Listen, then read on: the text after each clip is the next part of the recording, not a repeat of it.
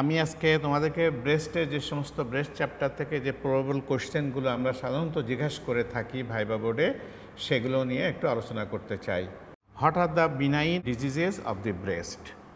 As we know, আমরা যেটা জানি যে by definition the word breast refers to the mammary gland plus the additional connective tissue elements and fat that surrounds and support the gland. আমরা যে ব্রেস্টের ডেফিনেশনটা চিন্তা করি তাহলে আমাদেরকে এটাই বলতে হবে, the word breast refers to the mammary glands plus the additional connective tissue elements and fat that surround and support the gland. তাহলে আমরা ধরতে পারি ব্রেস্টের ভিতরে কম্পোনেন্টস আছে দুটো, একটা হচ্ছে স্ট্রমা, আরেকটা হচ্ছে গ্ল্যান্ডুলার স্ট্রাকচার। ঠিক আছে, গ্ল্যান্ডুলার স্ট্রাকচারের ভিতরে কি আছে এটা আমরা জানি, তোমরাও সকলেই জানো। ব্রড হেডিংয়ে আমরা বলতে পারি ব্রেস্ট কম্প্রাইজেস প্যারেনকাইমা অ্যান্ড স্ট্রমা। প্যারেনকাইমার ভিতরে কি আছে? দি সিক্রেটরি এলিমেন্টস, এইটাই হচ্ছে প্যারেনকাইমার ভিতরে থাকে। তার ভিতরে কি আছে? Its secretory elements comprises 15 to 20 lobules, and each lobules contains multiple alveoli, and each lobule is connected with a duct known as the lactiferous duct, and this duct passes radially towards the nipple and opens in the nipple, and before opening the nipple each duct have got some dilated part known as ampulla. তাহলে এই যে alveoli বা যেহেতু আমাদের এই glandular structure যেটা আছে যে লোবিউলসগুলো, এর ভিতরে আমাদের মিল্ক সিক্রেশন হয়। সেই সিক্রেটেড মিল্কগুলো ল্যাকটিফারাস ডাক্ট দিয়ে কালেক্ট হয়ে আমাদের নিপল দিয়ে এক্সপেলড হয়। আর যেটা তোমার প্যারেনকাইমার বাইরে স্ট্রমা যেটা অংশটুকু, এটার ভিতরে আছে কিছু ফাইব্রাস পোর্শন যেটা ব্রেস্টটাকে হোল্ড করে রাখে, that is the supporting structure. আর আছে ফ্যাট, যেটাকে একটা সাইড শেপ দেওয়া হয়, শেপ দেয় আর কি ব্রেস্টের। এটাই হলো মোটামুটি ব্রেস্টের ভিতরের অংশ। তাহলে যদি আমাদের এই ব্রেস্টের ভিতরে কোনো ডিজিজকে কল্পনা করতে হয় তাহলে আমাদের এই কম্পোনেন্টগুলোর কথা মনে রাখতে হবে, প্যারেনকাইমা অ্যান্ড স্ট্রমা। ডিজিজ প্রসেস যাই হোক না কেন এই প্যারেনকাইমা এবং স্ট্রমাকে ইনভলভ করবে। তো এখানে ডিজিজ প্রসেস ব্রেস্টে যা হয় এটাকে আমরা দুটো ভাগ করি, one is benign and another one is malignant one. তো মিনহোয়াইল যদি আমরা ক্যাটাগরাইজ করতে চাই যে বিনাইন ব্রেস্ট ডিজিজ বলতে আমরা কি কি বুঝি, প্রথমে কিছু আছে কনজেনিটাল অর ডেভেলপমেন্টাল অ্যানোমেলিজ আছে, এগুলো অবশ্যই বিনাইন। সেগুলোর মধ্যে কি আছে? অ্যামেশিয়া, অ্যাথেলিয়া, পলিথেলিয়া অ্যান্ড পলিমাস্টিয়া। এইগুলো হচ্ছে আমাদের কনজেনিটাল অথবা development anomaly of the breast. এরপরে ব্রেস্ট ডেভেলপমেন্টের পরে যে সমস্ত বিনাইন কন্ডিশনগুলো আমরা ফেস করি তার ভিতরে আছে mastalgia. It's a very common problem. Most of the females suffer and they usually comes to us for relief বা for treatment. এই মাস্টালজিয়া আবার টু টাইপস হয়, one is cyclic and another one is non cyclic. তারপরে আসছে কি gynaecomastia. Gynaecomastia it is nothing, it is the growth of the glandular tissue, excess glandular tissue in case of male persons. Gynecomastia is never for the females, it is the condition for the male persons. আর কি আছে benign কন্ডিশনের মধ্যে? আমরা commonly পাই fat necrosis পেতে পারি, duct অ্যাক্টেশিয়া পেতে পারি, গ্লাক্টোসিল পেতে পারি, ফাইব্রোএডিনোমা পেতে পারি, ফাইব্রোসিস্টিক ডিজিজ পেতে পারি। These are the commonest forms of benign breast diseases. আরও অনেক কিছু আছে, তবে these are the mostly common. আমরা সচরাচর এই বিনাইন ডিজিজগুলো নিয়ে আমাদেরকে ডিল করতে হয়, আমরা এগুলো পাই। আর regarding the malignant diseases we know as the carcinoma. Carcinoma of the breast is the malignant condition. তাহলে আমরা বিনাইন কন্ডিশন কী কী হতে পারে? কিছুটা কনজেনিটাল জন্মগতভাবে আসছে, কিছুটা অ্যাকোয়ার্ড, আর ম্যালিগনেন্টের ভিতরে আসছে কি যে কার্সিনোমা। আমাদের এই কোশ্চেনের সাথে সাথে আরও কিছুটা কোশ্চেন এসে যায় যে what are the common investigation facilities or a common way to diagnose a case of breast problem. আমরা এখানে একটা জিনিস বলবো যে we follow the triple assessment test for the diagnosis of any breast problem. Triple assessment is the guideline for us to reach the conclusion regarding a breast problem. And what are the triple components of triple assessment? First thing হচ্ছে যে physical examination.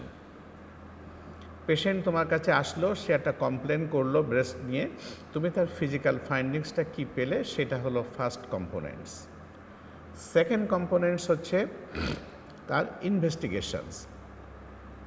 ইনভেস্টিগেশনসের ভিতরে তোমার imaging test আমরা করি, that is আলট্রাসোনোগ্রাফিটা এটা হলো আমাদের imaging test করি। আর থার্ড থিং হচ্ছে আলট্রাসোনোগ্রাফির পরে আসছে প্যাথোলজিক্যাল টেস্ট।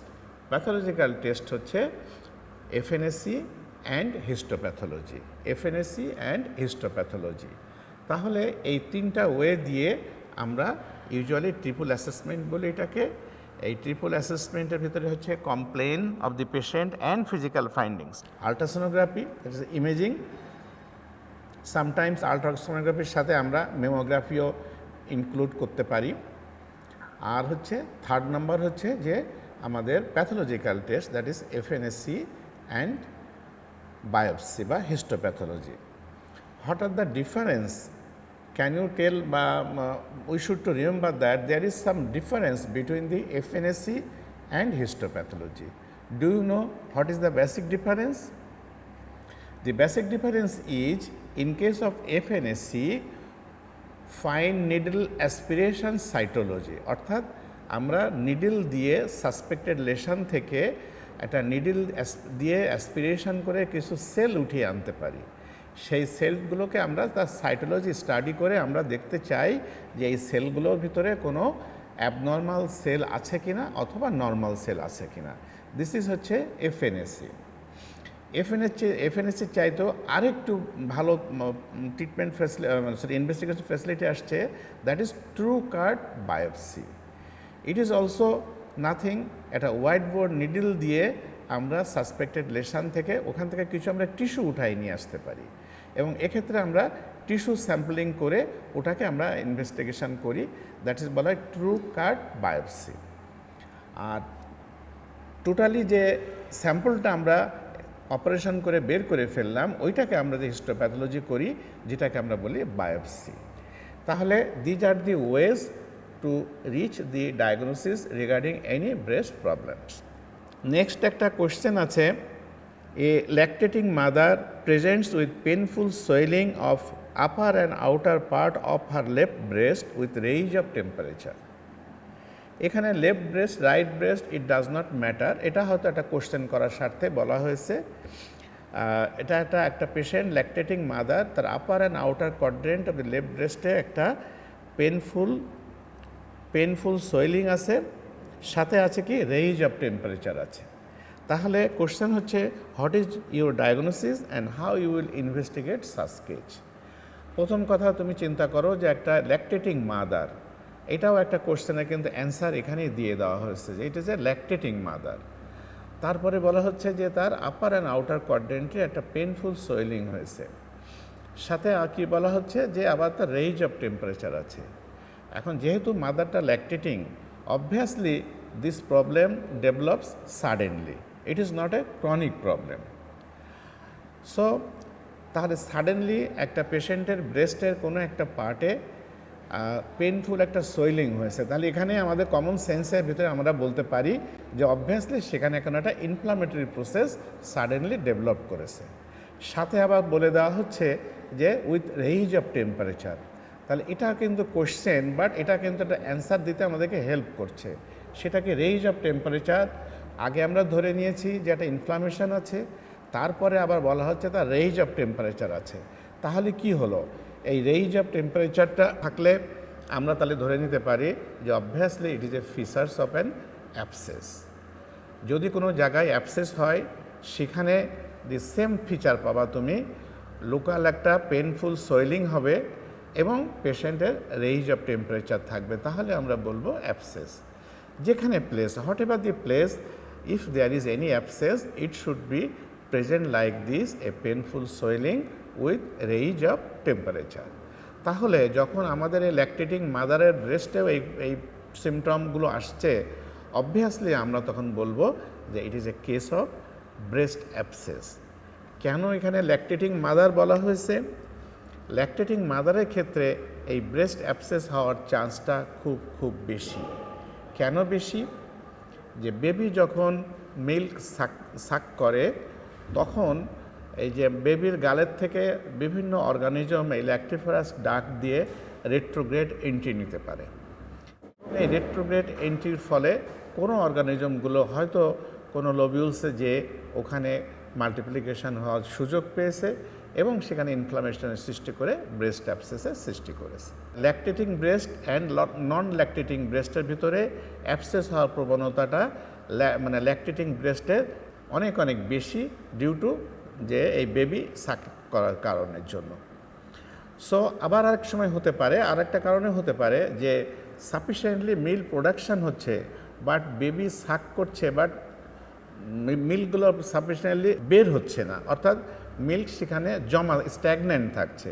এরকম কোনো সিচুয়েশনে যদি হয় তাহলে সেখানেও ব্যাকটেরিয়াল মাল্টিপ্লিকেশন হয়ে তোমার অ্যাবসেস হওয়ার চান্সটা থাকে।